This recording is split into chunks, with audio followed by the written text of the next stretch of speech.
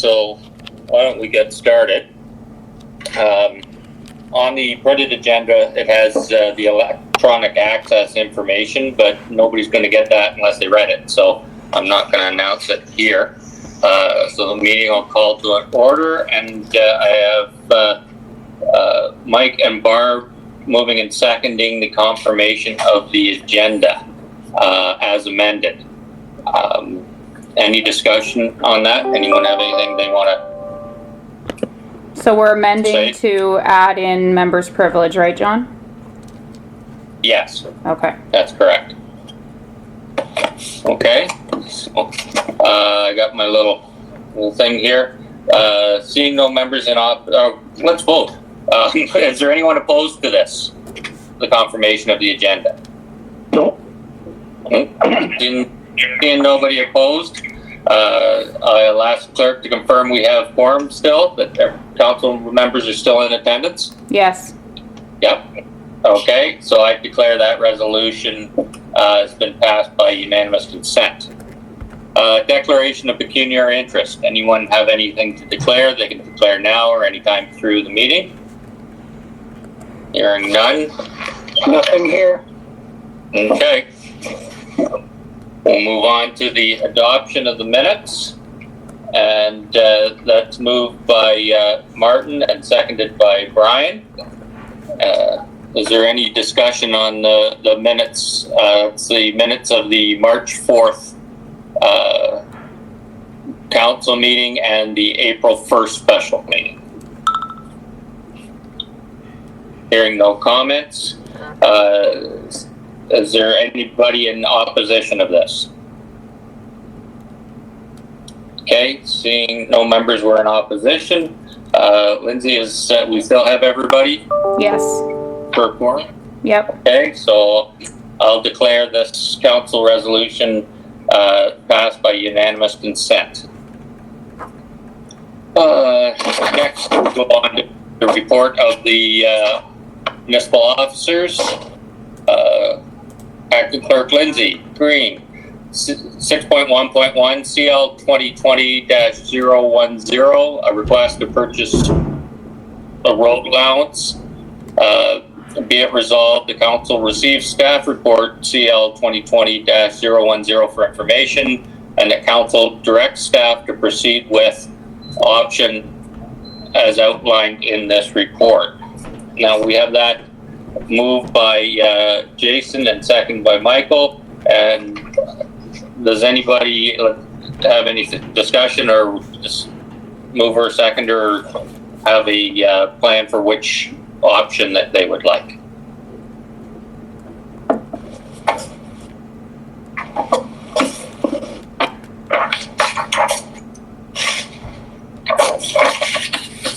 Martin here, may I speak?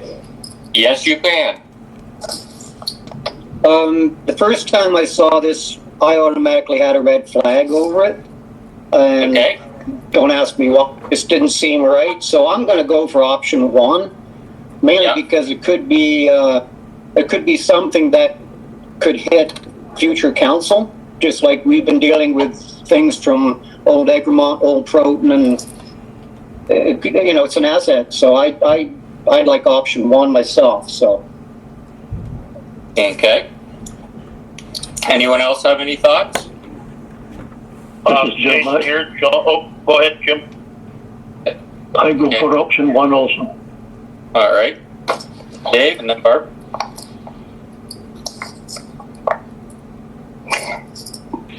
Okay, Barb. Oh, am I up? Yep. So thank you. Hi all.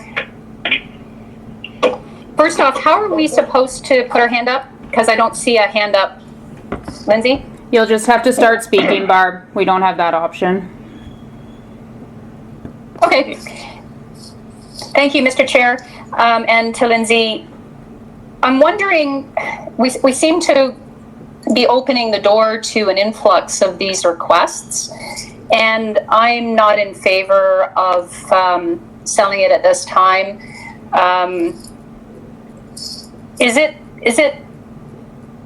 just Can you just remind me what option 1 is, because I don't have it on my screen right at the moment?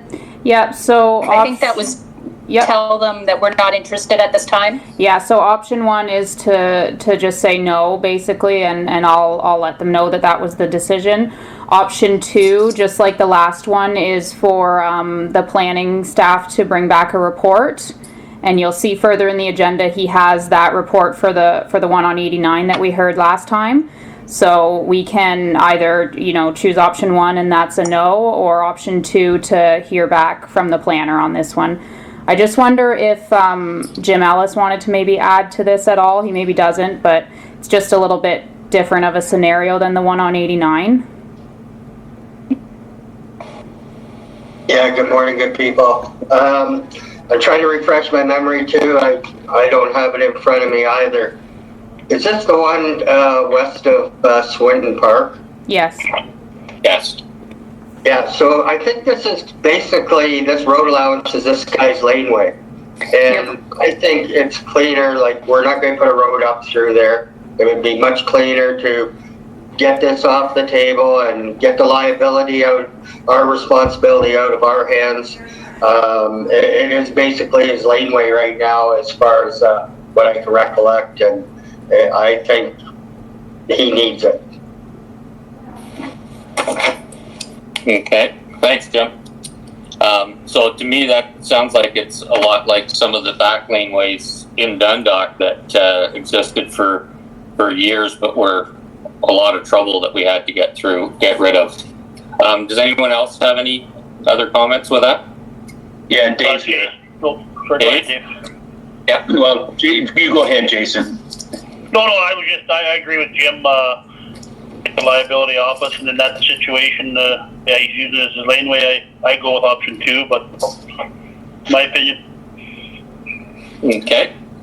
I'm Michael here. I'm the same as Jason and Jim, that we should be getting the liability. If we're never going to put a road through there, then why are we keeping it?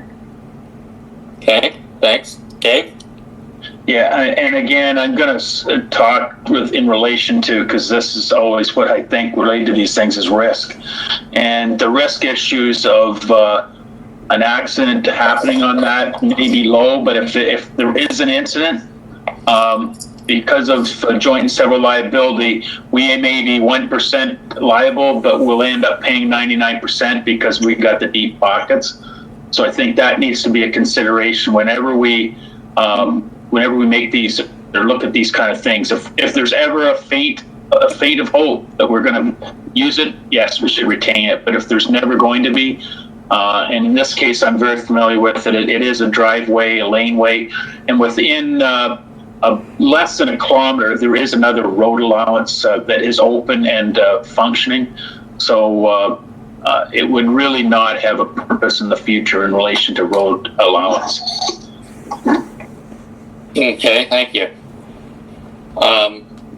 Brian, you're the only one from council we haven't heard from on this one. Do you have any comments? And then I'll get to Barb again.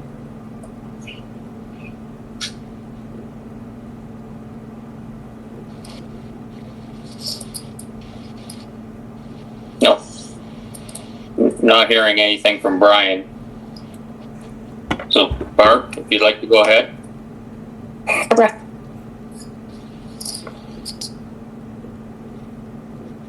You're on mute or something, Barb. We're not hearing you.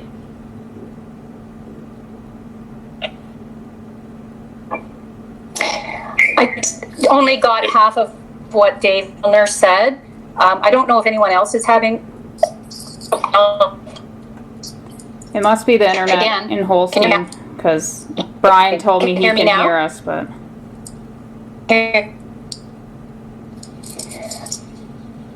If you're having internet problems, Because I can't hear half of what is being said. It's coming in and then disappearing. I heard Jim Ellis. Okay. So I think Barb, what we should do is Barb and Brian, I suggest you leave the chat and call back in on just your phones and using the access code and the number.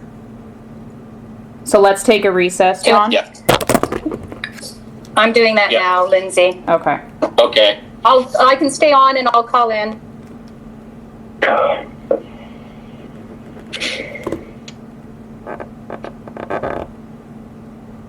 see a lot of green lights out there. If you're not talking, you should have mute. That might help the situation. I'm not sure. Yeah.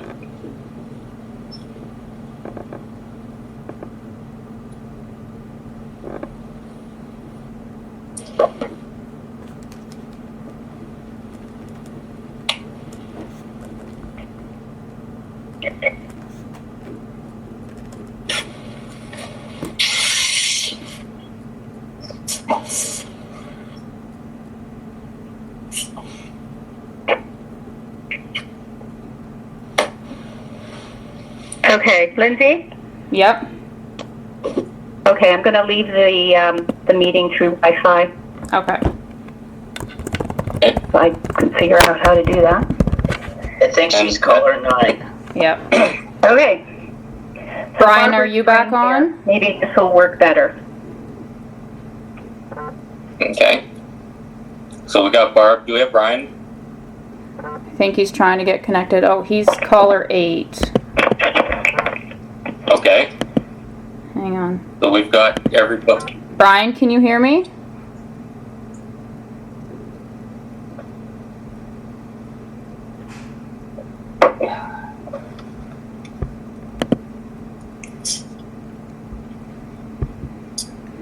Brian's still not on. Okay.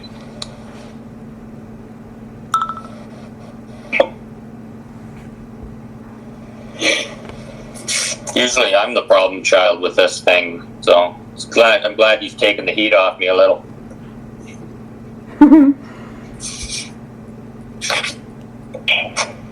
So are we in recess? Yes. Yeah, we're just in a short recess to try and get everybody back together here. I'm going to dismiss Brian. Sounds like you just called in. Okay, Lindsay, you may have Brian muted as one of the callers. No, I unmuted him though. How do you know which one he is? Do you see the phone number? No, but he's okay. Brian, talk now. I have all them unmuted now. Can you talk now, Brian? Can you hear me now? I can, but they can't. Well, why don't I disconnect and I'll call in again. Yeah, call in again. Okay. Okay, I would talk to Brian and he's gonna call in again. Oh, he was Okay. caller 7. So he was caller 7, whichever one that is. Barbara here. Dave, you're still interrupting, like that, not interrupting us. I'm saying you're cutting out and coming back in. And I don't think that's a problem at our end. I think it must be a problem at your end with your link. Yeah. Or did you hear me fine? Everyone I else? can hear you fine right now. Yeah. Okay. Okay, Brian, can you hear us now? I can hear you now. Can you hear me? Yeah, we're good now. Okay. Yep. All right, we can go ahead then. All right. Okay. So we have everybody back. So I'll call me back to order and just kind of recap. So we're on the motion about the laneway and deciding between option A, which is not sell, or option B, get the report from the planner. Jim has brought up that it's a laneway and it's in a spot that won't be opened, and that liability-wise, it's probably good to get rid of it. And Dave was mentioning that there's another road allowance within about a kilometer, so it's not like there isn't a spot to go through. We've had a couple councillors say they didn't, they wanted to go with option A, and a couple going to option B. Brian, we didn't hear what you were thinking on this. Well, thank you, John, and I apologize for the technical difficulties. I'm a little upset at my internet because I actually put a shirt and tie on for this. Oh. But anyway, that notwithstanding that, to speak to the report, I think it's a little unfair to the landowner for council to turn it down out of hand without a report and some information from the planning department. and from Jim, as a matter of fact. And I'm inclined to agree with Jim and Mike and Jason. If this gentleman's willing to buy the property from us, his laneway's on there now. Why not proceed and let him take over the ownership of it? But in the interim, I'd like to see a report on the various pieces of information. Barbara here. Thanks. Jim has something, and then Barbara. We just can't go through and give this to this guy. It has to go through the public advertising and the process of disposal. It's just not a here you go type situation. Oh, I understand that. Yeah. Okay, Barbara and then Martin.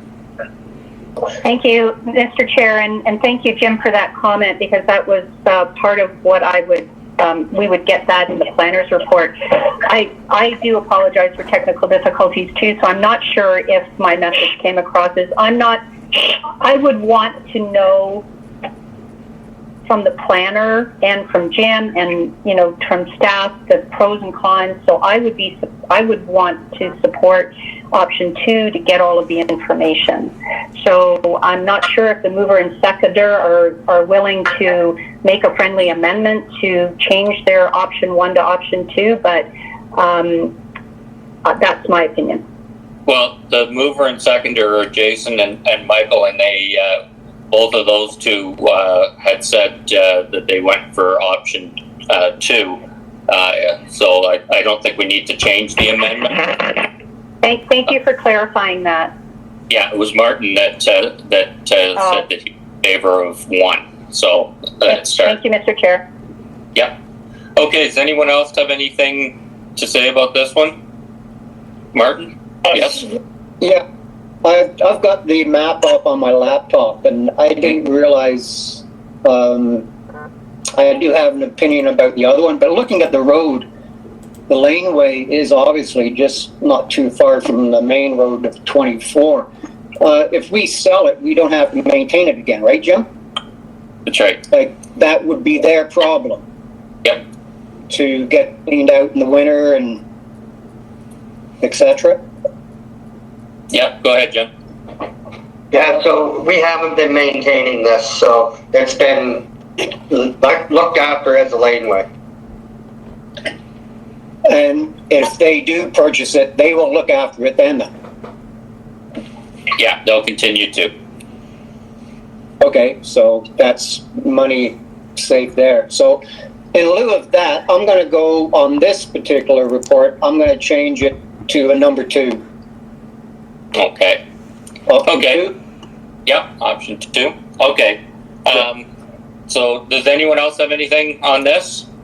So what we're voting on is the option 2 to get the planner's report. So, let's see, is anybody opposed to that, going for option 2? Okay, I don't hear anything. So I'll ask the clerk to confirm that we still have everybody in attendance. Yes.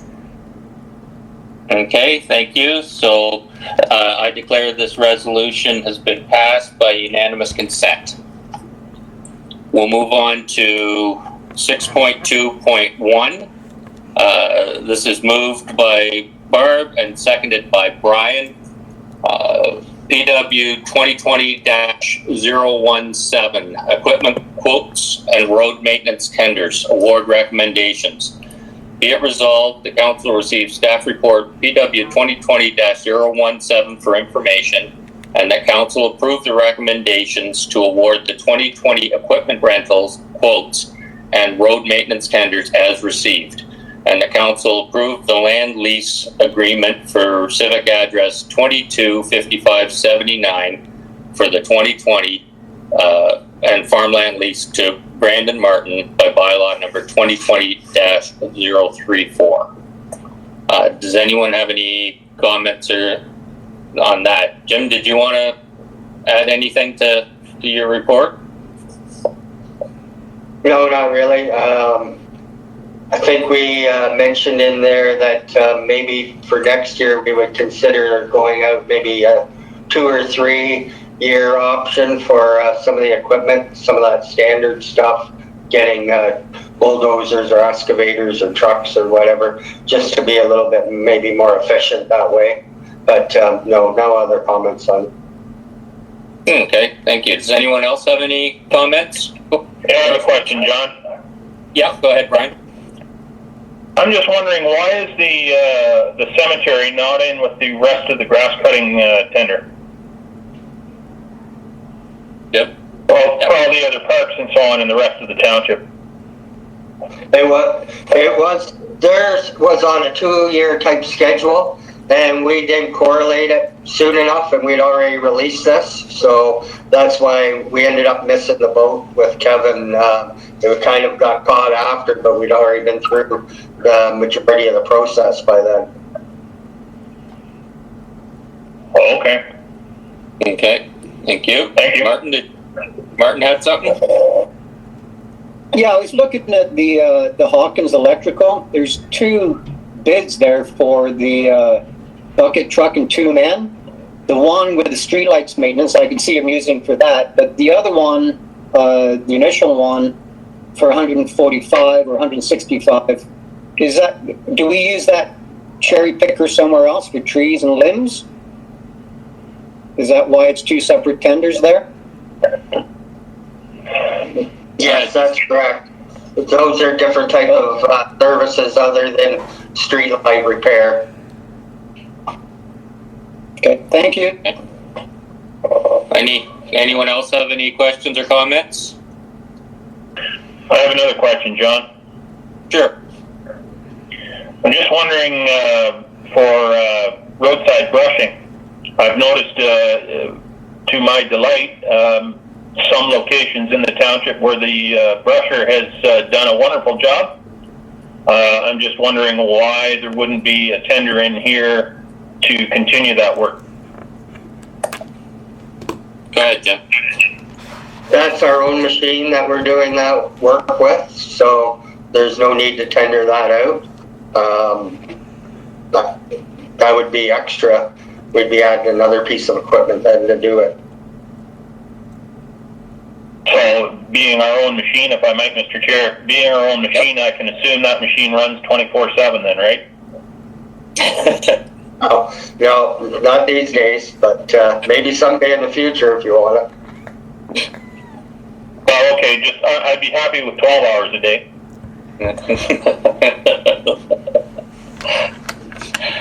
Yeah, that would work. We're trying to utilize it as much as we can and keep it rolling. That's been one of our objectives lately. That's good, thank you. Okay. Anyone else have anything on this? Martin? You're muted, I think. I think you're muted, Martin.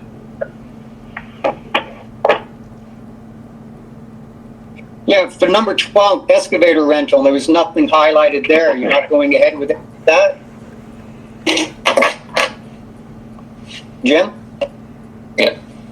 I think it speaks of it that we picked the size of machine that we generally end up going with, and I thought that was a recommendation, which is a Reeves excavator. Okay. Thanks. Okay. Well, not hearing any other, seeing anyone else, we'll ask anybody in opposition of the awarding these tenders. Okay, seeing none, I'll just ask Lindsay to confirm we still have quorum and all members present. Yes. Okay, so then I'll declare this resolution has been passed by unanimous consent. Next up is the bylaw for that. It's bylaw 2020-034. And that's moved by Jim and seconded by Martin. Be it resolved, bylaw number 2020-034 being a bylaw to authorize the land lease agreement between Brandon Martin and the Township of Southgate be read a first, second, and third time, finally passed, signed by the mayor and the acting clerk, sealed with the seal of the corporation, and entered into the bylaw book. Any discussion on this? We'll just do a recorded vote for the bylaws, John. Okay, then I will turn it over to you. Okay, everybody is present. So, sorry, did someone say something? Nope. Okay. So a recorded vote was called on the main motion for bylaw 2020-034 for the land lease agreement approval. Mayor Woodbury? I'm in favor. Deputy Mayor Milne? In favor? Councillor Breen? In favor. Councillor Rice? In favor? Councillor Shearson? In favor? Councillor Frew? Yes. Councillor Shipston? Yeah. Okay, 7-0, that's carried. Thank you. Next, we'll move on to 6.2.3. That's moved by Barb and seconded by Martin. And that's the Dundalk Transfer Station upgrade options. Be it resolved, the council received staff report PW 2020-019 for information, and that council approve option 3 to proceed with the Dundalk Transfer Station upgrade request for proposed release. Any questions or comments? Jim, did you want to add anything to your report? I just think we're in a situation right now where there's so much uncertainty about extended producers taking over, where the end of use life products are going. It's kind of a bit bad timing for us to know exactly where we are and where we're going to be here shortly. But the wall does need some attention, that's for sure. We could maybe instead of even doing a total repair of some failing areas, is to just do what's necessary for now, and then come back and revisit this and whether we're going to add more sawtooths. We've also had a discussion here with the way the transfer station the last 2 Saturdays have been operated in Dundalk. The problem I have is the up and down motion. With the amount of material being received and the amount of traffic coming in. Trying to go down, it's gone so far, then it'll hit bottom and come shooting back up again. Councillor Frew, Councillor Frew, Councillor Frew, we can hear you talking. So what I think, what we plan to implement, and starting tomorrow, we're going to open Dundalk Transfer up from 10 till 3 to help alleviate the congestion, spread people out further, give them a better opportunity. And maybe for now, for Dundalk, maybe that's the route we should go if the volumes continue to be growing at this point. I think right now we're getting a lot of brush or whatever, but that would again save on building the sawtooths and getting that. It's just a thought. I know Councillor Shearson wanted to go with the full wall and get things done right the first time, and I agree with that concept too. It's just times are so uncertain, and we may be investing in something that we may find will have less use and materials going other places. Okay. Yeah, go ahead, Barbara. It's Jim's finish. I just wanted to put my hand up. Yeah. Thank you, Mr. Chair. I understand the concern and the hesitation to invest in this quite at this time. With regard to opening up the transfer station an extra day, will we consider making those hours different when the weather gets better? Because people work and hopefully are going to get back to work, and 10 to 3 going forward on during a weekday may not actually alleviate much the Saturday visits. I'm not sure. It's worth a try, obviously, but I just wondered from Jim Ellis if that would be a consideration for longer hours in the summer months. Yep.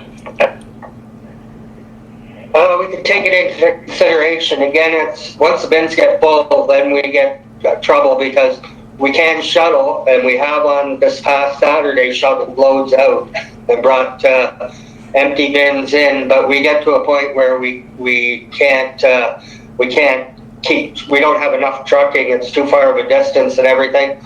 So maybe there's some other considerations for the future. Maybe we should say construction and demolition that's in a trailer or something has to go to Egremont. We're not going to fill up a bin with just your one dump trailer coming in. Same with some other loads of brush or something. Those are maybe opportunities. I think if anything, maybe it might be to delay the start time.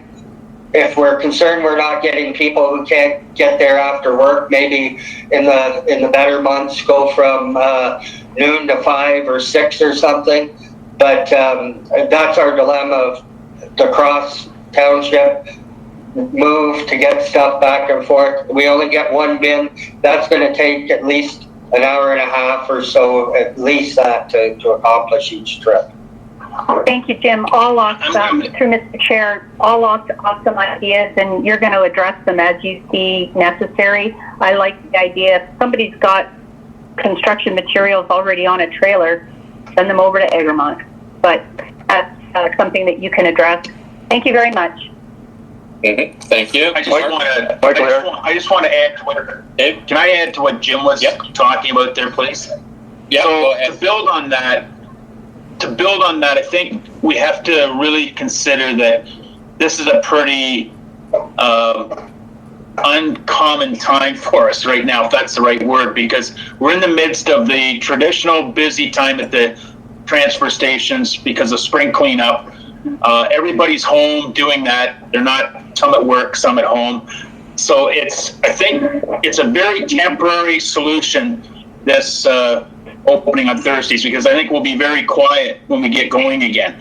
The other thing related to any investment decisions we make right now might be not well thought out if we look 3, 4, 5 months out, because we're also worrying about this blue box decision. And the blue box decision is being, I think, affected greatly by the prices of the disposal of blue box has gone up ridiculously. And I don't know whether this is a COVID issue or whether this is going to be a sustained issue long term. But if we're going to pay the kind of cost for blue box recycling that we're going to be paying here shortly in the next loads, I would say we want to divest ourselves of blue box completely.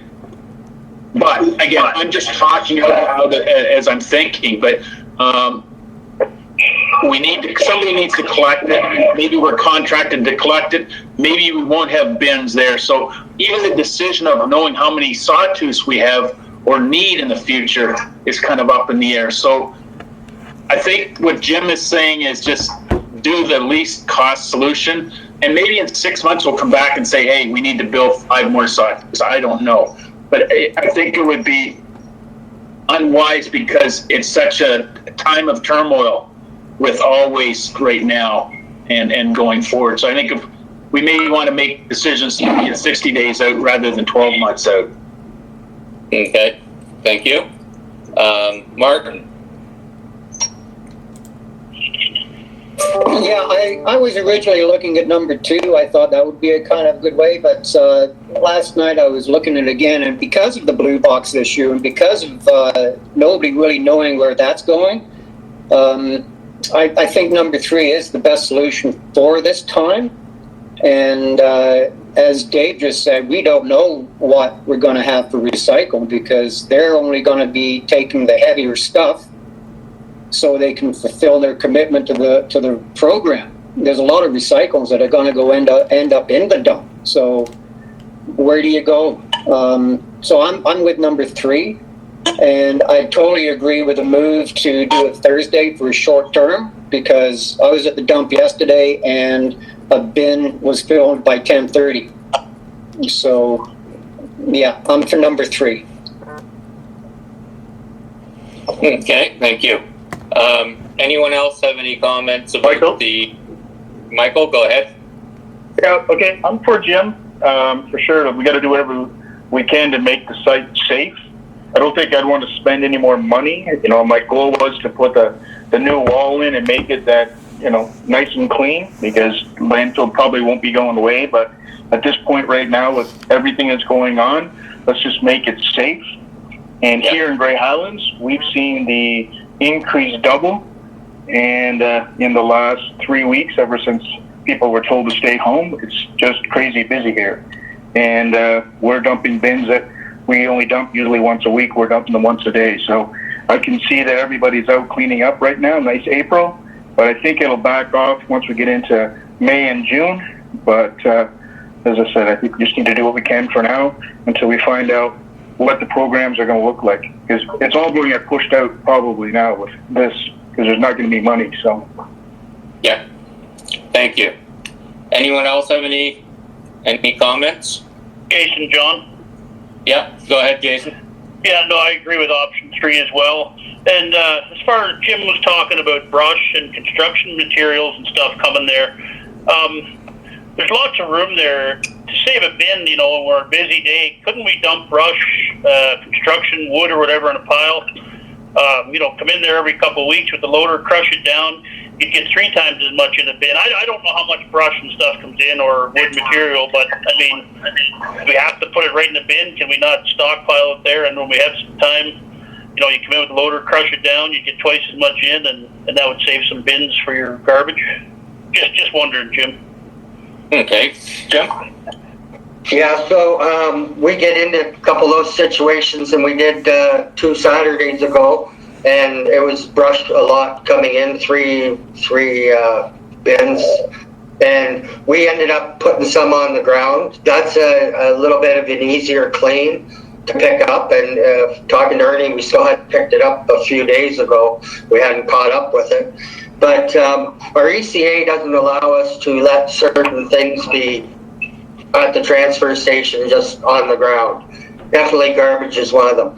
I'd be concerned with construction and demolition with nails, and it's just too messy of material to be dumping on the ground and then trying to scoop up again, unless we had a proper pad to maybe help with that, and then be able to get it, if there was nails and screws or whatever, to get a magnet on them. But I'm not in favor of dumping construction and demolition on the ground. Okay, thank you. Any other questions or comments about transfer station upgrades? Okay, seeing none, is there anyone opposed to the motion? Hearing none, Lindsay, can you confirm we still have all of council in attendance? Yes. Okay, then I'll declare this resolution's been passed by unanimous consent. Next up, we have moved by Jason, seconded by Jim, the PW 2020-020, the West Grey ATV Club proposed Southgate roads for trail use request. Be it resolved, council received staff report PW 2020-020 for information, and the council approved the West Grey ATV Club proposed Southgate roads for trail use requests. Jim, did you want to add anything to that? Well, basically, by our bylaw right now, all Southgate roads are basically open to ATVs. They can't be in our municipal parks or some of those type settings, but basically they can travel where they would like to. When we looked at this particular case, there was a section that they'd requested, but it's getting into no man's land, and it would have conservation impact because there's no culverts or bridges in through a section of wetland. There's also the hydro easement, and we didn't ground truth it, but looking at the pictures, maybe a tower's even right on the right of way, and that's some liability issues. So we told them, no, you're not going to use that piece of section. of 61, and they agreed. They looked at it. I don't think they went right into it, but they did look at it a little bit closer.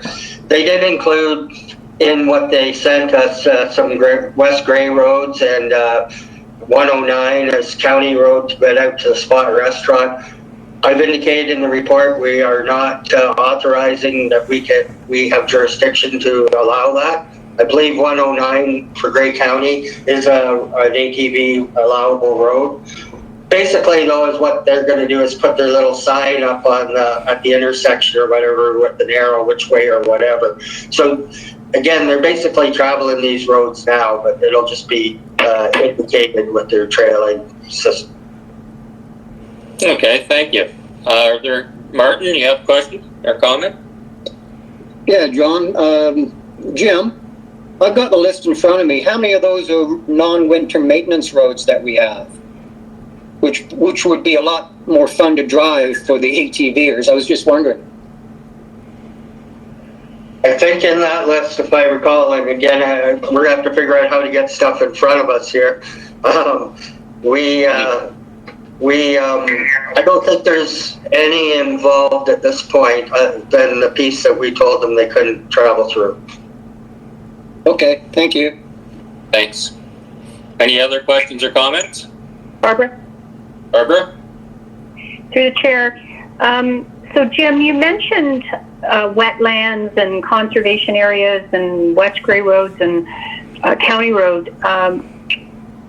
Can you just clarify that they're not going through the wetlands? Because I know the conservation authorities are having issues with ATVers doing mud runs and tearing up the wetlands on their actual plots of land. So can you just clarify that they're not going to go through wetlands?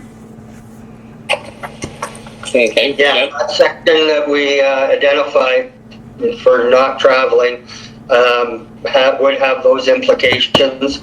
It looks like actually from the photography that there's a creek or a stream that runs actually up and along the road allowance. So you'd basically be driving in the creek or whatever. So definitely we don't want that to happen. But anything else involved with these roads is not a problem.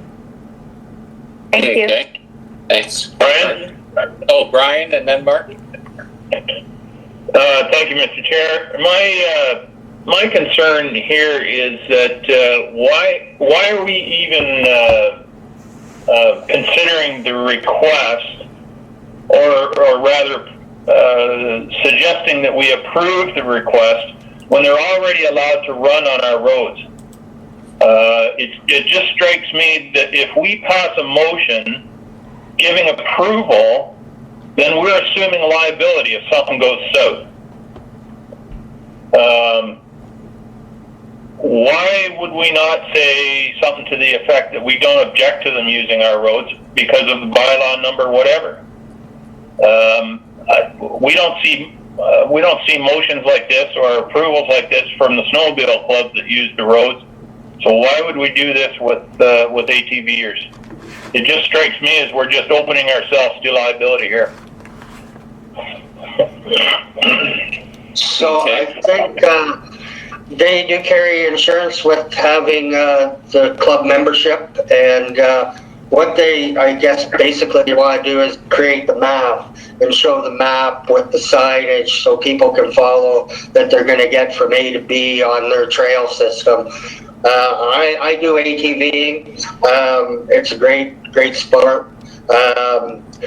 If you don't see the signs, you miss a sign, you get off the beaten path. If you don't know where you really are, and I can tell you I've been in some of those situations, it gets you into some predicaments. So it's good to have the trails marked and the map that they can provide that people are going in places where it's safe to do so, in my opinion.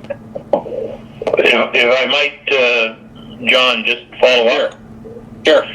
Just to be clear, I'm certainly not opposed to the ATV clubs using the roads. Absolutely not. I I was supportive of that years ago when we passed that bylaw to allow them to use the roads. I'm very supportive of that. I'm supportive of the ATV clubs doing what they do because it's an economic development thing for sure. I just don't feel that there's any need for us to formally do this.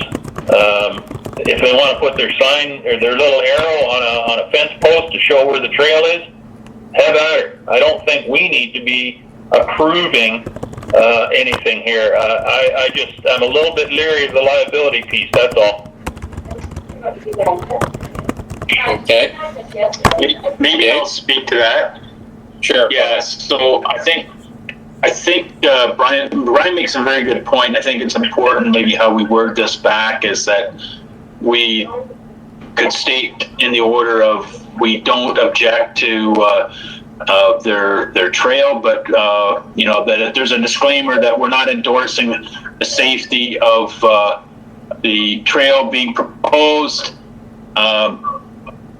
I don't know. We can get some legal advice on that because I think that's a very good point. I think we have to be very careful of any unopened road allowance use, and those maybe should be posted with signage that use at your own risk or something like that.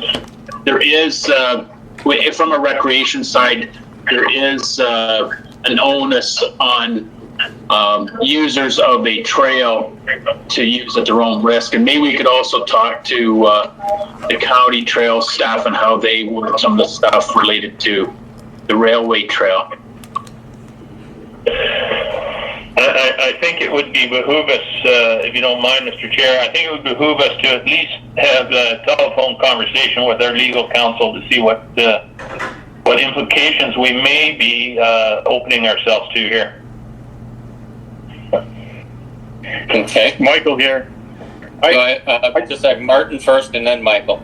Yeah, Go ahead, thanks, Mark. John. Just a comment. When I was at one of the conferences this year, I did spend a lot of time with the overall Ontario Association of ATVers, and I think one of the things they're just trying to do here for their own clubs is to try and get rid of some of these ATVers that don't care about anything and go where they want. They want to try and get a Ontario-wide system set up, and I think that's what they're trying to do here on labeled roads so the clubs know where exactly to go, thereby trying to get rid of some of these rogue ATVers that just go where they want, and I can fully understand that.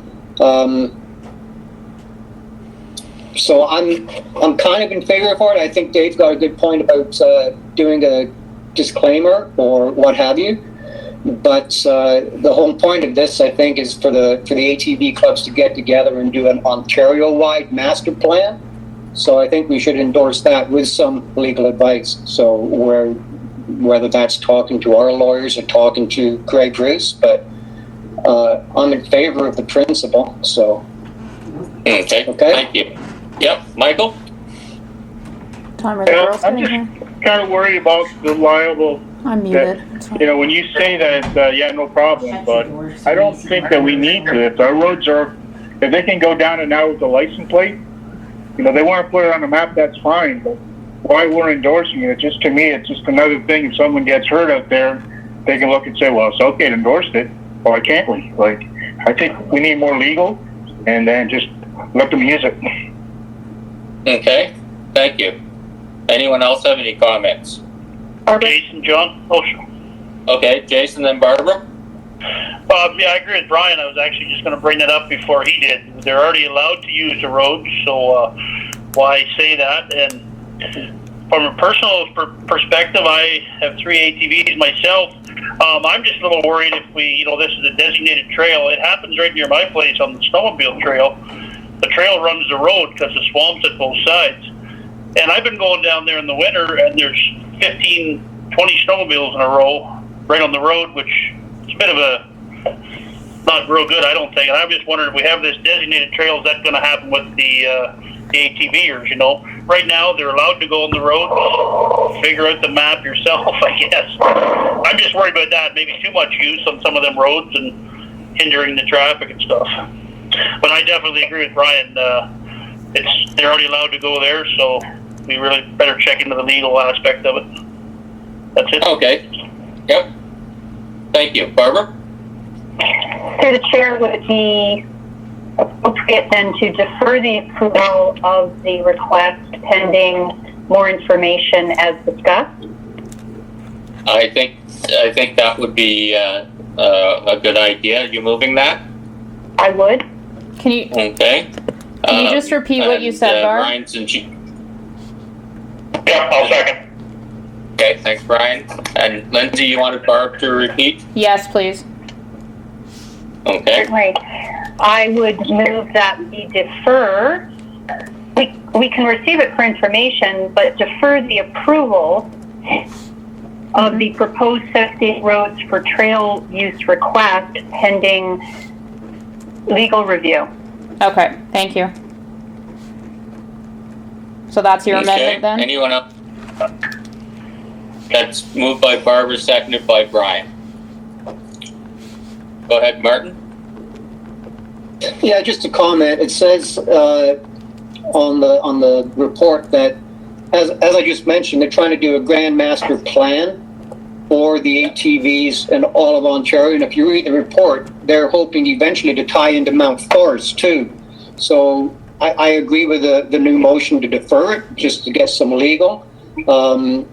And if it is good and they just want to have it built so they can give something out to their clubs and put signs up, I don't think that's a bad idea, but I do think the legal, because of the future with Mount Forest and other surrounding areas, if this master plan of trails for Ontario takes off, I think it would be due diligence to have some legal aspect before we actually say to them, yeah, put your signs up. So just a comment. Thank you. I agree with the motion. Okay. Barbara again. Yeah, go ahead, Barbara. Just for information, Wellington North, I believe county, but Wellington North for sure has denied the request to allow ATVs on any of their roads. Okay. Thank you. Anyone else have any comments? Wellington North has always been behind Southgate in terms of progress.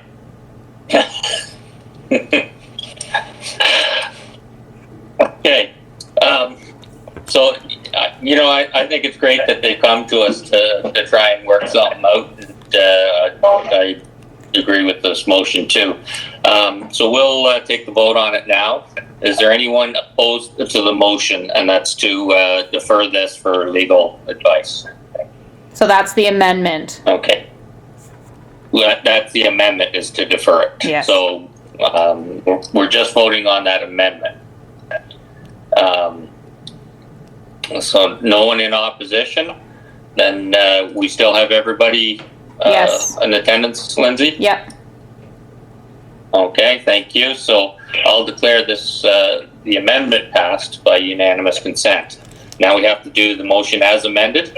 Mm-hmm. Okay. Is any discussion on the motion as amended? Okay. Seeing none, then anyone in opposition to the motion as amended? Okay. Hearing none, we still have everybody, all council Yep. attendance? Yep. Thank you.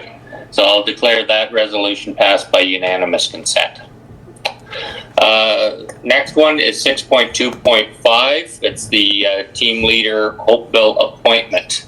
It is moved by Barbara, seconded by Martin, that we be it resolved, council receives staff report PW 2020-022 for information, and that council approve the appointment recommendation for team leader that for Hopeville of John Watson, effective April 2nd, 2020. Jim, do you have anything you want to add to that?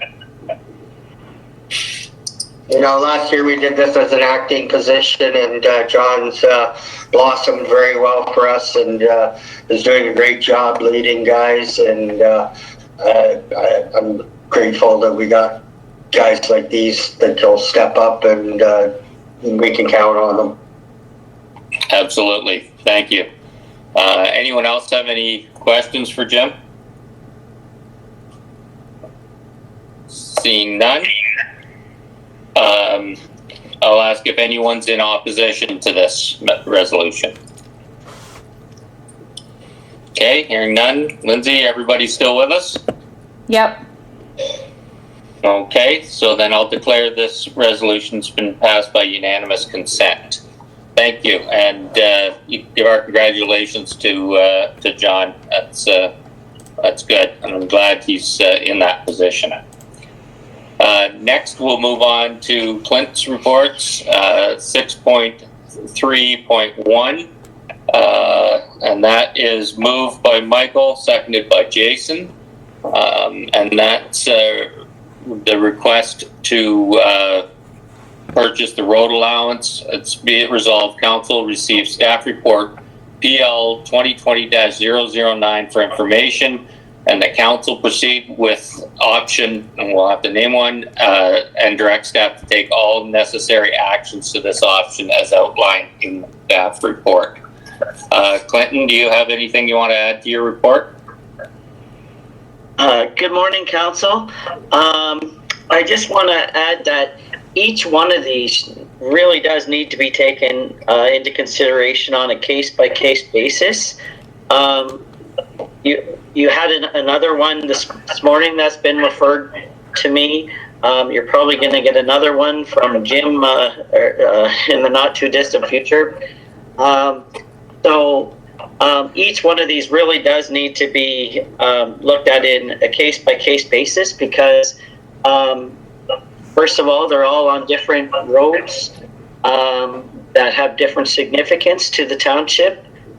Second of all, some of them have laneways in them. Others don't. Others have where we actually plow the road and actually maintain it now, at least in part. As an example, in this one where they're asking to purchase the road, my initial thought was, well, if we're going to do that, why don't we just sell the entire road allowance and be done with it? The problem with that is to the north, we already maintain that section, which is essentially a giant laneway for one house, and we maintain it right now.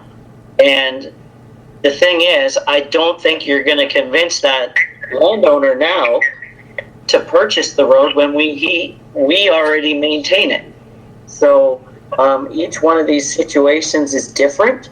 I still, from a pure planning sense, feel that when we talk about things like ATVs and whatnot, and trail planning for whether it be horseback riding or just even having a nice walking trails, the only system we have in the township that is a linear system is our road allowances. So if we start fragmenting them and chopping them up and for the sake of liability or because some farmer wants to move his laneway into it, I don't necessarily see that as a good enough reason, in my opinion. I have put in a number of points that Dave Milne has actually brought up in terms of liability and all that in my report. So hopefully I've treated it fairly, and I'm going to let you guys decide on that. Okay, thank you. Barbara? Martin has, and then Barbara. Yeah. Thanks, John. Hi, Clinton. This is for Clinton. This is the one that I got mixed up with, and I'm looking at the map now, and it does go all the way through. So this is the one that I'm going to vote for option A, where we just say no. The other one we just recently looked at, it was basically a laneway. So I totally agree with you. These are going to have to be on a case-by-case basis. But because there is that other road above and it's being used and we're maintaining it, I agree that guy's probably not going to want it. I wouldn't know how much an application to buy a road allowance would be either. So is there that much money in a case like this? So keep things short. I'm going to go with option A, if that's what going to be talking about. But yeah, I totally agree with you on this one, Clem. Okay, thank you. Barbara? That's it.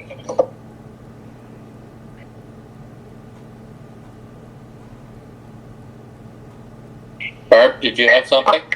Yes, can you hear me? Yep, now we can. Hello? Okay, great. Thank you, Mr. Chair, and thank you, Clinton, for your report. I actually wanted to raise the question, if we're going to deal with these on a case-by-case basis, which I'm fully supportive of, and we also, some time ago, led by the Deputy Mayor, asked staff to look at things that were things that they didn't need to be doing. Why not just have the planner's report accompany these requests on a case-by-case basis, thereby eliminating the need for council to spend time discussing whether or not we want a report? So first of all, I'm supportive of the planner's recommendation and not selling the property, but that's up to the mover and seconder to put in their option. And I would certainly encourage us eliminating the need to bring it to council to figure out whether or not we want a case-by-case staff report. Okay, thank you. We can, we can handle the other part later or another time of this not coming to council without a report. But we'll stick right to this report. Anyone else have any comments? It looks like so far recommendation A, which would be that we do not want to sell. Brian, go ahead. First of all, I'd like to ask Jim a question in terms of maintenance of the northern section of 61. We don't maintain right through, do we? We come south from 4 a certain distance, turn around and go back north. Is that correct? Go ahead, Jim. I might have this one confused. Is it 61?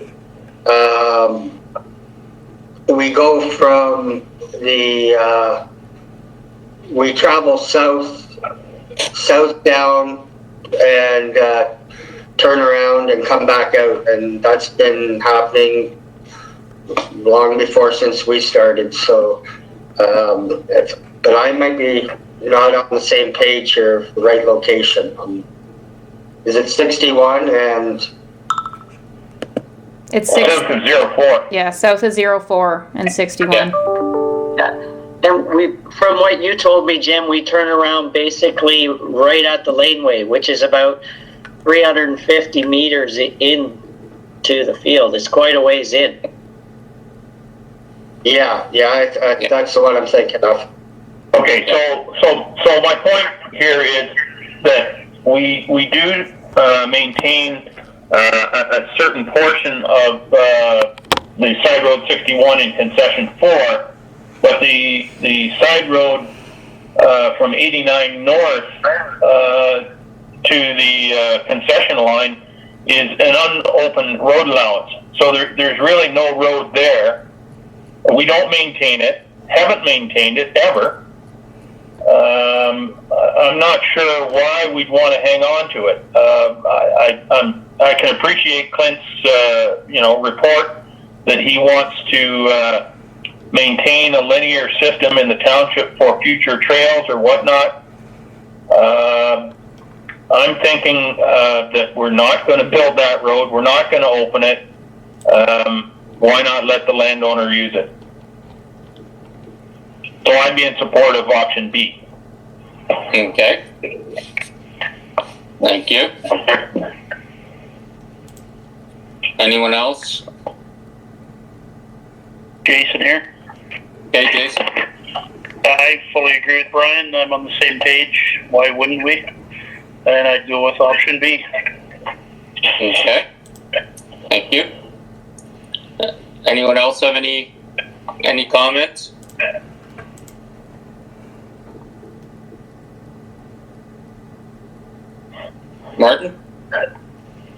Yeah, the comment from Clinton with all these trails, I said something even before I got on council, I think when you were on the recreation department, John, about using these low maintenance roads or non-winter maintenance roads for a trail system, not really sponsored by the township because of the liability, but just having it out there in the recreation portion of development, that there are trails that could be used. So I agree with that. Maybe forward thinking down the road 15 years, there's going to be enough people in here that might want to walk the township roads and enjoy all the recreational things that will be coming up. So to keep some kind of form like this, I think 10, 15 years down the road, it might be a positive thing to keep them. The person on the north end is not going to buy their allowance, and by our own community action plan, we keep the roads up no matter where the citizen is, and the citizen lives 350 meters down south. So I think we have to look at that too. So again, for now I'm into option A. Not doing it. Jim Ellis, you had something? Yeah, there are constraints with some of these unopened road allowances. Like this one here has some sort of water tributary or whatever. So if we're going to open it up, we're going to have to put a culvert or bridges in or something of that nature. We're looking at investing and putting infrastructure in just for a trail system that we'll end up having to maintain. So some of these situations, I get that, yeah, there's some areas that could be for a trail system, but some of these will require big dollars to get across the water course or whatever. Okay, thank you. Brian? Go ahead, Brian. And then Barbara?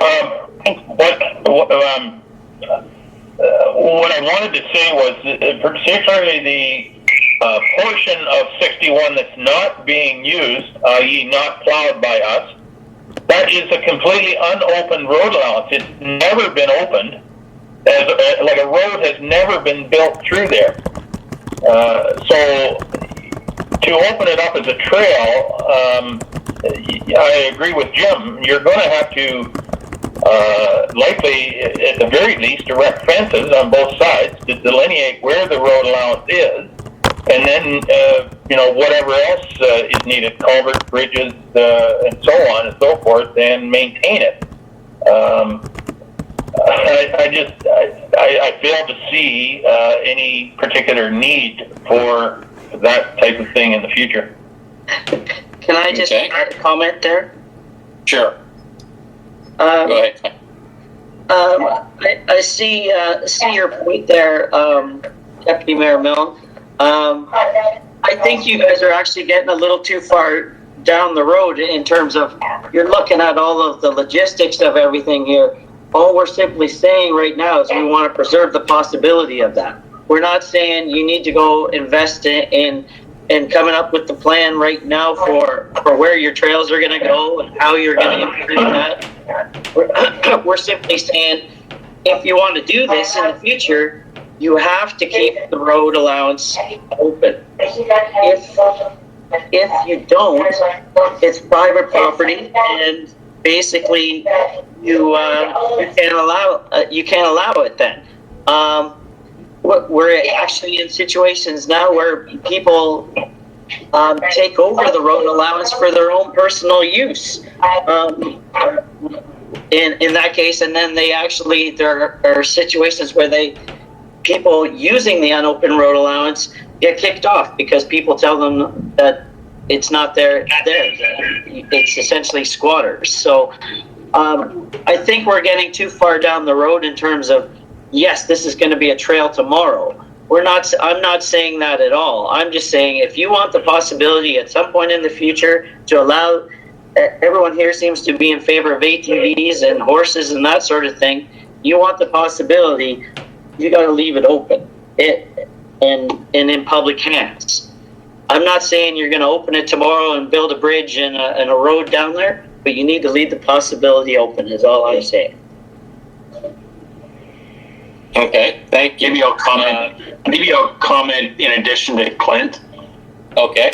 And this is like way out there, but if it's ever going to be a trail, then let's give it to the trail people and divest ourselves of it. That's just more for some thought. Okay. I doubt if they'll want it. I doubt if they'll want it for the same reasons we don't want that liability either. Yeah. And Jim, I'll let you go ahead, and then Barbara. Yeah, so just looking at this, I got a map out to get my bearings a bit better here, put it in perspective. But the block there north, between 4 and 8, it's not opened at all either. The river system goes up through there. You've got to cross it. It looks twice again. So you've got, 350 meters of road that we've got built going into this guy's farm, south off of 4. But basically the other 2 blocks, that block from 89 up to 8 is no man's land again. Okay, thank you. Barbara? Thank you, Mr. Chair. Can you hear me? Yeah. Great. So I was just wanting to come back to our planner's report. Clinton, he spoke, I wanted to mention that we're not building the trail tomorrow. Thank you, Clinton. But we also have to consider the county's official plan where they instituted these linkages. And I don't have the ability to look to see if this falls within one of those linkages, those natural heritage linkages. So, selling it to the property owner, he may find himself not being able to do anything with it anyway. So that was just my comment, and we'll go from there. Okay, thank you. And again, this property would have to go up for sale within our procedures. It couldn't just be to that property owner. Martin.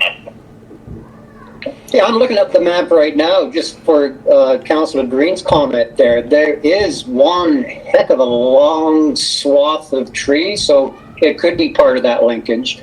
And just to clarify, my chatting with the trails, that was 15, 20 years down the road. Right now, because it is because of the people north of it and potential use to keep it for other reasons, we don't know what's going to happen in 10 years. I still say let's keep it and do option A. Okay. So, I think we are. John, could I make another comment? Sure. Go ahead, Brian. I appreciate Clint's comments that we don't know what's going to happen in the future. We have no idea whether the county might take over planning in Southgate. But notwithstanding that, part of the reason why I'd like to sell it to the landowner is to allow the landowner to maintain that section of natural heritage through there. In respect to the county's natural linkages, it already identifies wide swaths of greenland or trees and bush lands going across property or private lands now. So whether the township owns the road allowance or not doesn't really impact whether the natural linkage is there or not. Okay, thank you. Mr. Chair? Yes, go ahead, Barbara. Do we have an option provided by the mover and seconder? Not at this point, so we could ask Michael and Jason, are the mover and seconder. They want to propose. Michael? Well, I'm just looking at, the piece of property, and, the next 20 years, I can't see us doing anything with it. The price it costs us to rebuild it, and we can barely maintain what we got. So I can't see us going forward with another project like this. So I'm still in favor of just if someone's interested, let's sell it. Okay, thank you. And Jason is the seconder. Is that fine with you? Yeah, I agree as well. The property to the north there, it's all Mennonite-owned property anyways there, both sides. So as far as the south end of it where he wants to buy, if you take a drive by, there's trees 6 inches across that are growing in the roadway. So I say sell it. Okay, thank you. So yes, that's the motion that we have is for option B. So let's. I think this one will probably need a recorded vote, Lindsay, because there is going to be a difference in opinions on this one. Yep. Are we moving to that now, or is there more discussion? Is there any more discussion? I think we've talked about this quite a bit. No, go ahead with the vote, please. Okay, so a recorded vote has been called for Planning Report 2020-009, and that would be for council to proceed with option B, which is to sell the road allowance. Councillor Frew? Yes. Deputy Mayor Milne? In favor? Councillor Rice? Yes. Councillor Shipston? Nope. Councillor Breen? Opposed? Councillor Shearson? Yes. Mayor Woodbury? Yes. Okay, so by a vote of 5-2, that is carried. Okay, thank you. Next, we move on to 6.4.1. Some Dave's reports. This is the CAO 2020-026 Community Foundation Gray Bruce Southgate Agreement Approval. It is moved by Brian and seconded by Jim. And the resolution is, be it resolved that council receives staff report CAO 2020-026 as information, and that staff approve the draft Southgate Community Foundation Endowment Fund Agreement with Community Foundation Grey Bruce to establish a township endowment fund to support future community organizations with donation requests and grant funding, and that council approve Southgate donor advised community agreement by municipal bylaw 2020-037. Dave, did you want to add anything to your report?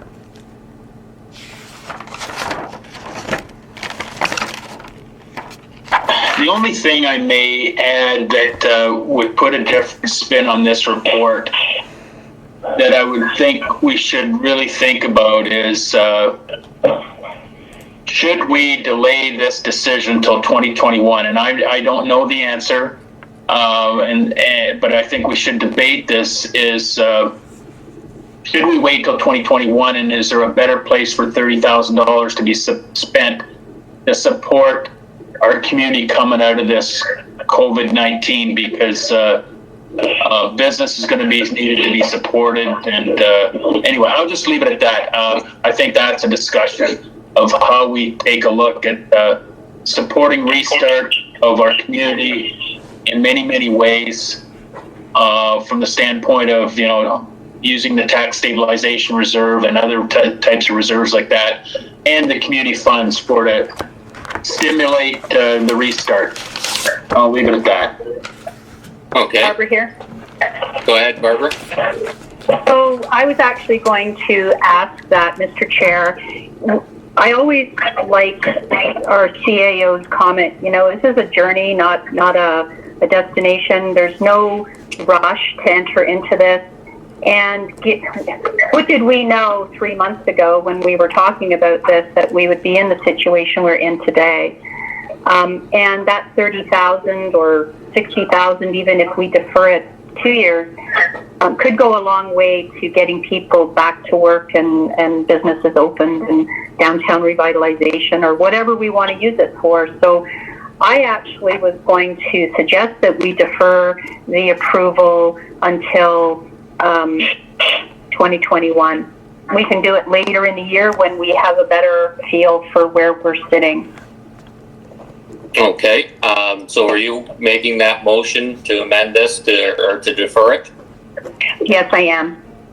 Okay, do we have a second or do you want, what wording would you like for that, Lindsay?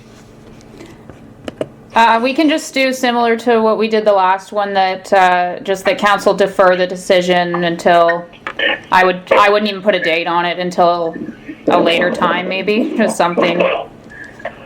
I'll second it. Okay, who is that? Michael. Mr. Chair. Michael, okay. So, And discussion yes, it's Barbara. Mr. Chair, sorry. I didn't want to preempt any discussion if people had a differing opinion. I just wanted to put it out there. I'd had my hand up, and that's what I was proposing. I would like to let's have it so that there is a timeline. I agree with you, Lindsay, that, we can address it at any point in time, but certainly through maybe the 2021 budget deliberations. Okay, yep. Sure. Yeah, is that okay with you, Michael, as a seconder? Yes, that's fine with me. Okay, thank you. Martin, you had something? Yeah, I'm completely okay with deferring it. Using the community funds for people who own businesses, though, where do you draw the line there of who applies and who gets money there? That's going to be a stickler that you're going to have to talk about later on. Yep. Sorry, I'll leave it Mr. at Chair. that. Yeah, Barbara? I'll leave it. So please don't get me that I meant we're helping businesses. It's more about how are we going to come out of this COVID-19, and it could be downtown revitalization. I'm not saying that that's specific. I'm just saying let's defer it so we can have more discussion later. Yeah. Okay, Martin, you can finish. I totally agree with that. But that's something that people might expect down the road. But anyway, that's there. The one thing, though, in number 4 in concluding comments, developing the recruitment of community fund advisory committee. Would if this does go ahead, Dave, would that automatically include the chairs of like the Lions and like that, and then just everyday citizens who want to be involved? Well, I think with David, you can answer that, but I think these details are all to be worked out, since we're not, if this motion passes, we're not going to be dealing with it for a long time. But That Dave, is true. My apologies. Yeah, no. I agree. I think what we need to do is just postpone the decision, or at least I see where this is going. I think we need to postpone the decision until we know better. That may be next week, that may be next month, or maybe next year. But I would suggest even to say the next time we talk about it, maybe the 2021 budget process. That would be at the latest, I would hope. If something comes in September and council want to bring it back and let's talk about it, or staff thinks we can do it, let's take another look at it then. But I wouldn't put any tethers on this thing. Just leave it laid there until we can deal with it at a better time, because now is not that time, unfortunately. Okay. Yeah, Great. that's great. So At least we got the ball rolling on it, and I agree with the deferral. So are we changing the wording of the amendment to not include 2021 budget deliberations? That Barbara, would you be all right with not having the 2021 budget in there?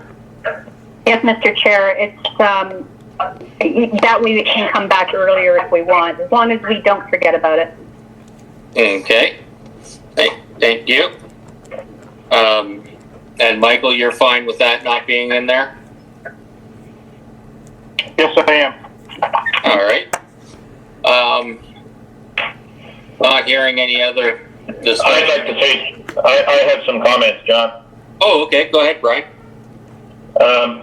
First of all, I find it a little disingenuous that the CEO would submit a report recommending an action, and then the day of the meeting he turns around and said, well, no, I don't think you should do that. But notwithstanding that, we have discussed this matter, I'm going to say at least 4 or 5 times at different council meetings. We've got to the point where the agreement has been drafted. Community Grey Bruce has invested time in setting this up. I think as a community that we've committed to this, at least doing this.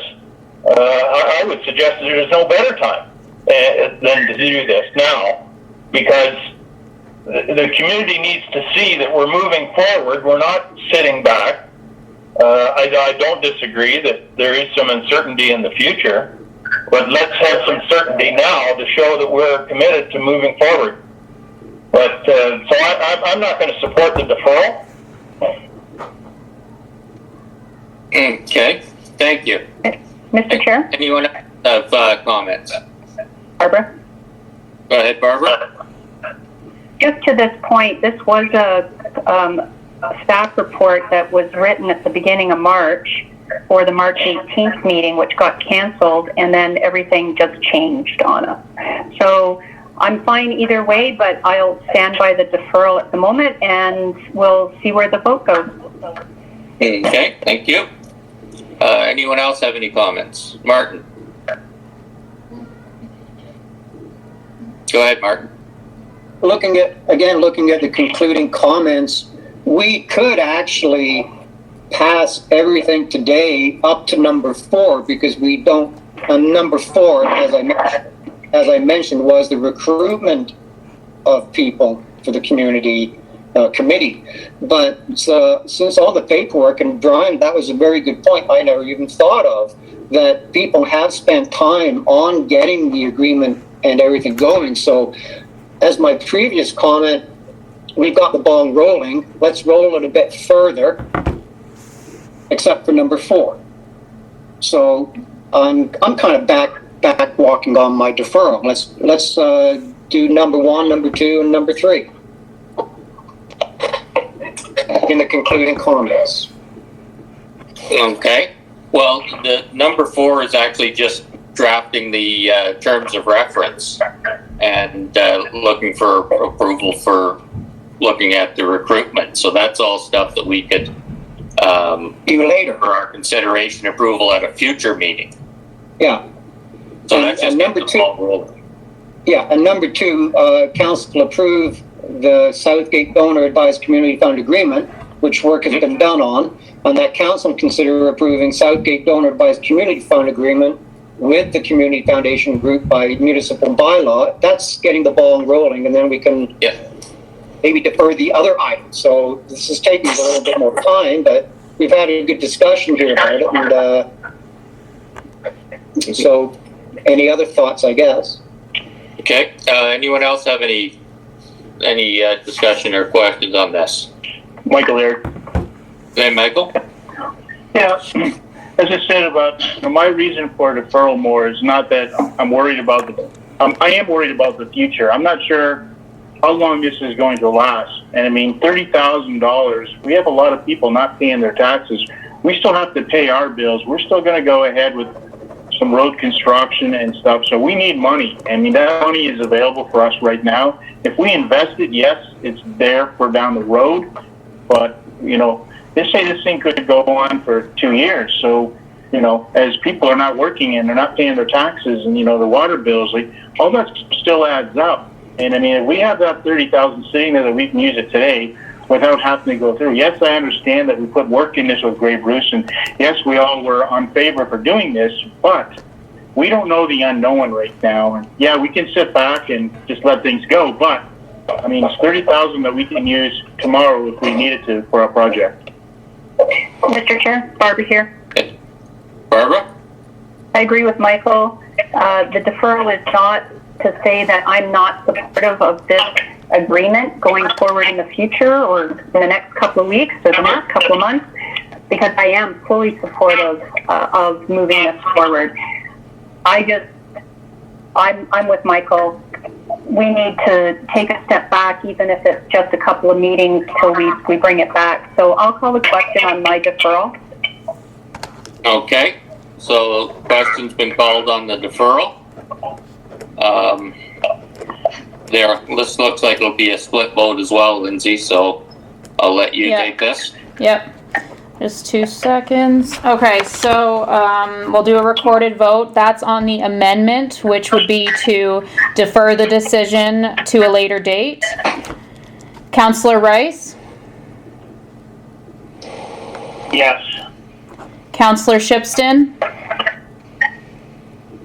Oh, I'm sitting on the fence here, but I'll say yes. Mayor Woodbury? No. Councillor Shearson? Yes. Deputy Mayor Milne? I'm going to say I'm decidedly not on the fence, so I'm going to say no. Councillor Breen? Yes. Councillor Frew? Yes. By a vote of 5-2, that is carried. Okay, thank you. So, Mr. Chair, Yes? given that I think I'm supposed to be moving the bylaw, or I'm not sure, but since we've deferred the decision, Hang on, we have to do the main motion. We have to do the main motion as amended first before the bylaw. my apologies. Sorry, I just don't want it to get out of order. Yeah. So go ahead with that as well. Okay, so main motion as amended. Councillor Shearson? Yep. Councillor Yes. Rice? Yes. Councillor Breen? Yes. Deputy Mayor Milne? Nope. Councillor Shearson? Yes. Mayor Woodbury? No. Councillor Frew? Yes. By a vote of 5-2, the main motion as amended is carried. Okay, thank you. And then the next one is 6.4.2, the bylaw that goes with that. So I would suggest that one will be withdrawn, as it hasn't officially been moved or seconded yet. So we'll move on to 6.4.3.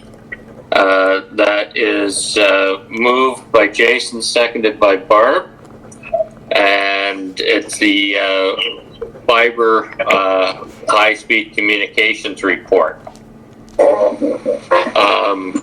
Does anyone? Can everyone see the motion, or do you want me to read this very long motion? Oh, I can't see it, John. Maybe you better read it. I will then. No, I'm kidding. I can see it. Okay, good. Well, if you want to read it, No, I don't. maybe ask the author of the motion to read it. That's what I would usually do. Any discussion on the motion? Or Dave, it's yours. Did you want to add anything to your report? Well, maybe I'll just, in light of the discussions on the previous motion, I just want to make sure council understands any reports that were in the March 18th council agenda were unchanged. I think there was a couple reports added we've already dealt with. Right, in the Parks Department reports. So Yeah. we have not changed them. So that's why I brought it during the last discussion that, obviously there's a bit of a different spin with in light of the changes in the last 25 days. Yeah. Is everybody hearing that clearly, or I kind of get crackle feedback? Yeah, I'm getting the crackle. Anyway, I mean, this is obviously not as big a priority in light of today's circumstances, but I think it's important that we understand that there's,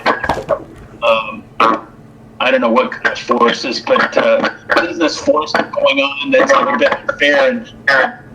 And in discussing it with a lot of people in this area of expertise, there's definitely a need to have fiber in the next 10 years. And if we don't start now, we'll be in a bad place, not having those up-to-date types of communications in the rural areas to support agriculture and business, and residential home offices. I mean, it just goes on and on. But anyway, we also have had discussions with Grey County about, I think they need to get more flexible, if that's the right terminology, or just, we've already started that discussion with the roads department to say, hey, let's not be so difficult to deal with by putting fiber next to the fence line. Let's put it next to the road, where we can plow it in the shoulder at a certain specification and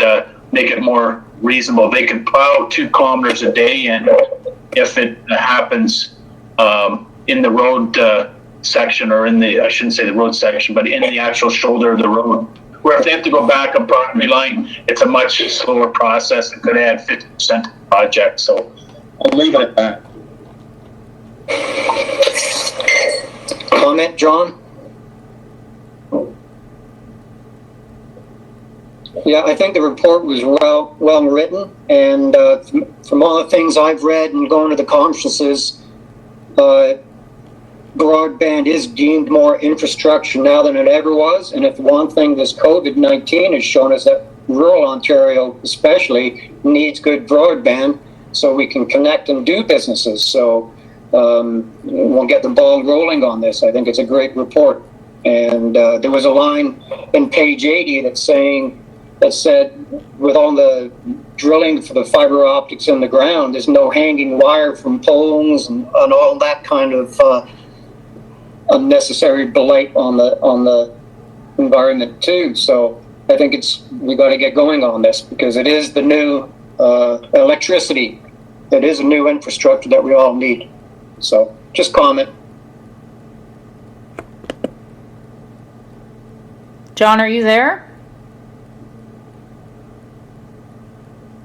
Yeah, I guess I am. Okay. I'm trying to get rid of some background noise and they muted me. Yeah, any other comments on this? Yeah, I think it's a good idea getting the ball rolling. So, hearing no more comments, is there anyone opposed to this motion? Okay, seeing none opposed, I'll ask Lindsay if we have everyone in council remaining in the meeting. Yes, we do. Okay, then I'll declare this resolution passed by unanimous consent. Thank you. I think probably even that was more important now than it was before the outbreak, that we keep pushing that. Next is 6.44. It's moved by Martin, seconded by Michael. It's CAO report 2020-028 Team Town Hall fundraising report.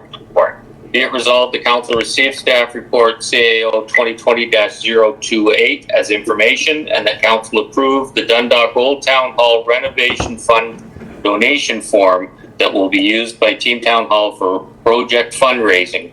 That includes terms for accepting donor support for the Dundalk Old Town Hall upgrade project if it proceeds. Dave, did you want to add anything to that?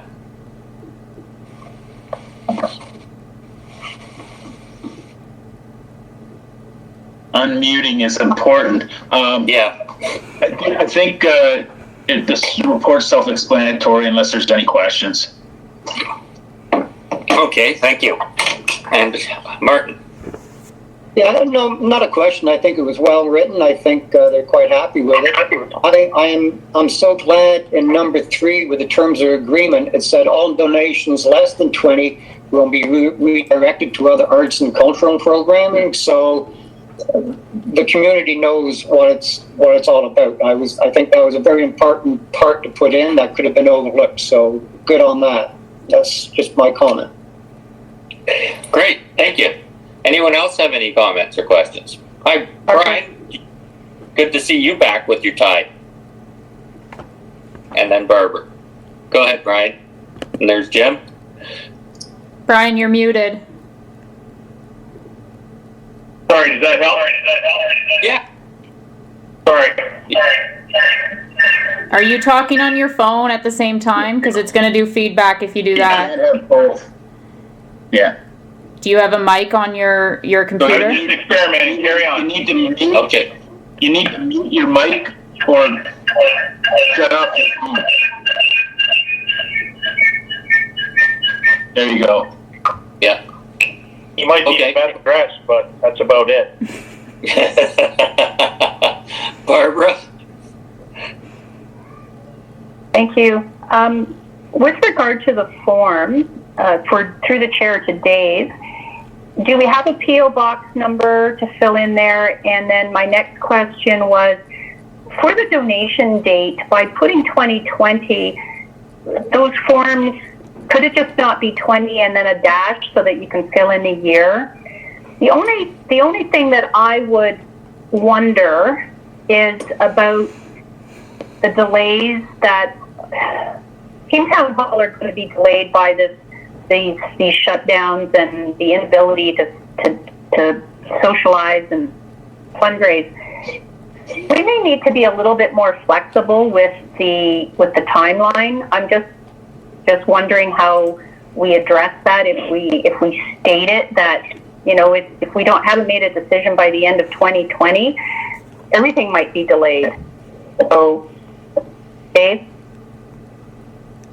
Yeah, so in response to that, I think as far as post office box, I mean, that's irrelevant to this decision. That's a decision of Team Town Hall. This is just a template that we're going to offer to them. Who knows if the ICIP people are even talking about the grants? They could be all on hold. We have no idea on that. It could be announced in the next 30 days, or it could be announced in the next year. We don't know. So I think for, again, 2020 is just a placeholder. They've been saying 2021. What I do know is I don't know right now because things change tomorrow. And that's my point. Thank you, Dave. That's not much of an answer, but that's what it is. Yeah. Anyone else have any questions or comments? Did we get Brian back, Lindsay? Yep, he's on. I believe. Okay, to me, he's on. Brian, are you there? Oh. Yep, I'm here. Okay. Sorry. Okay. Nope, good. Just checking. Okay. Well, not hearing any other discussion on this, I'll ask if anyone's opposed.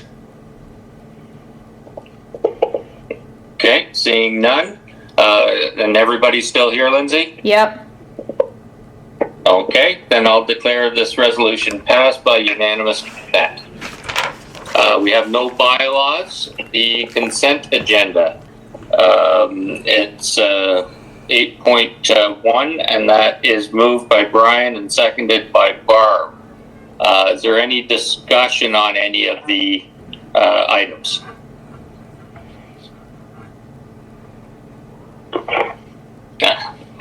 While everyone's deciding, I'd just like to congratulate Warren on his appointment as deputy chief of the fire department. I think he'll do a good job in there.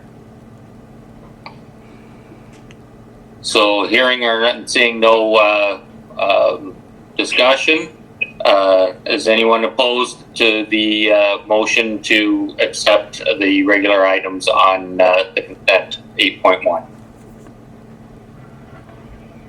Okay, seeing nobody opposed. Lindsay, everybody was still here for that? Yep. Okay, thank you. So that I'll declare that resolution passed by unanimous consent. Next is 8.2, moved by Michael, seconded by Jason, and that's the correspondence consent agenda. It's be it resolved that we received the consent agenda items dated April 8th and direct staff to proceed with all necessary administrative actions. Is there any discussion on any of these?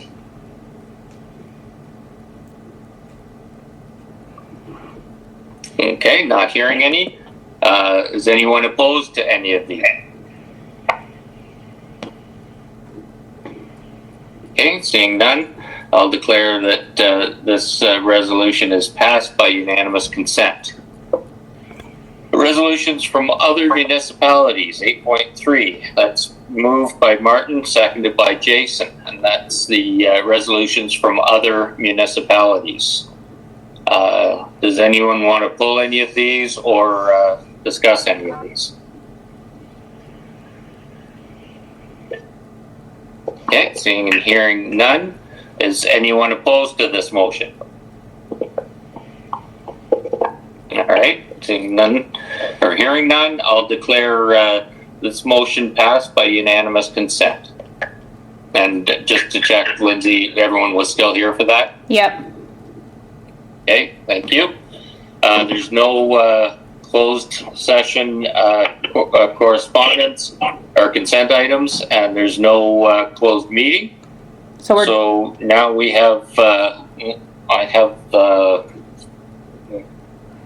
got a list here somewhere of members' privilege. Just to the point we're at. From CAO, from Dave, the Township of Southgate want to congratulate Charlie McKenzie of Drumore area and Will Lewis from Holstein on their success of being drafted into the Junior A Hockey League on Saturday, April 4th, 2020. Charlie was drafted by the Owen Sound Attack and Will by Peterborough Pete's. I thought that was good to have that on our website and on our Facebook account. It's good to get some of the good news out, and proud of the young people and what they're doing in the community. Martin also had something under see, now it's a normal council meeting. I can't talk properly. Martin had this. The community of Southgate has come together with all the requirements for dealing with this virus, even though things could change every few hours, affecting businesses and individuals alike. Even all the birthday parades and contests, etc., especially in the Dundalk, are done with social distancing in mind. This still builds community, even 6 feet apart, and will show in years to come Southgate is a caring place. Blessings to all. Thank you for that, Martin. And yes, there's been, it's nice to see the community all across Southgate stepping up during this time. And then Barbara has kudos to all our office staff for being tremendously responsive and flexible in what is a very strange time, and to our CAO for burning the midnight oil to keep us informed, safe, and on track while responding to many community concerns and issues. From a resident in Egremont, they think staff and council should be given a shout out for all they're doing for the township. Our fire department continues to get accolades for their responsiveness and their community spirit. And yeah, thank you, Barb. I think that's something that we can all attest to. The staff right across the board, the office staff, but all of our outside staff and everything, just doing a tremendous job under these circumstances.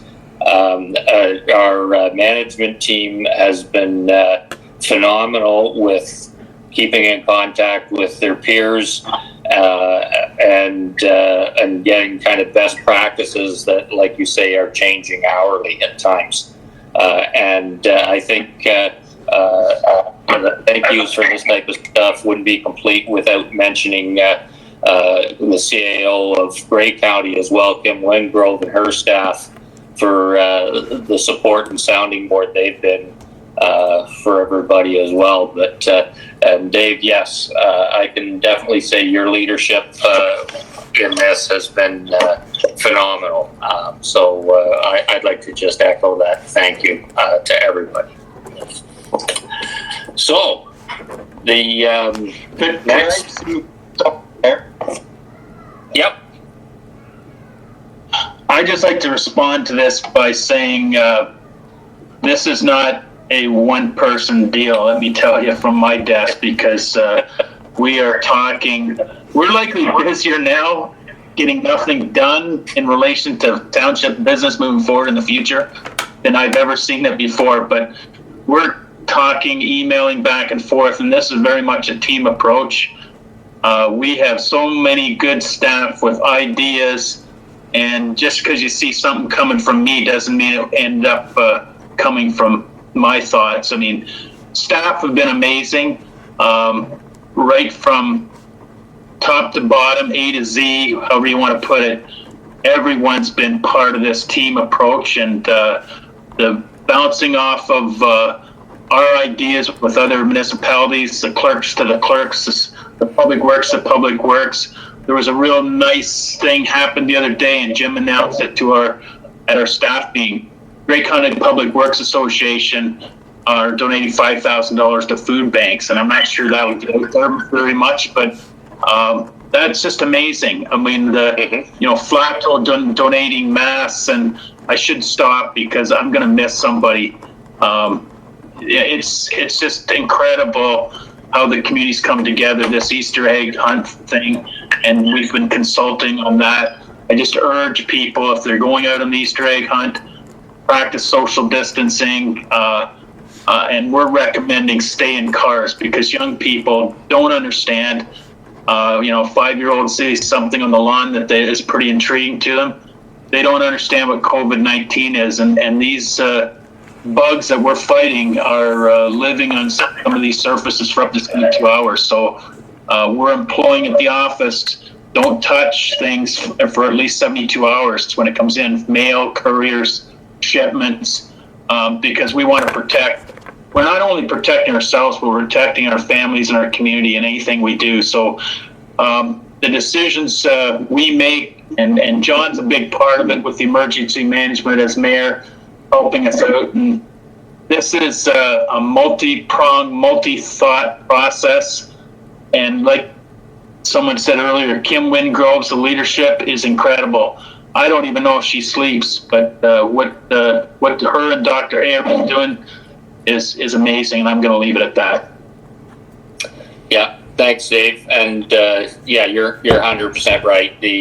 Everybody's doing just a wonderful job stepping up, and when we're putting all this out there too, we should thank everybody's families for what's going on with the support, because people can't work at home in a vacuum. They've got to have their support of their family as well. So thank you very much to everybody.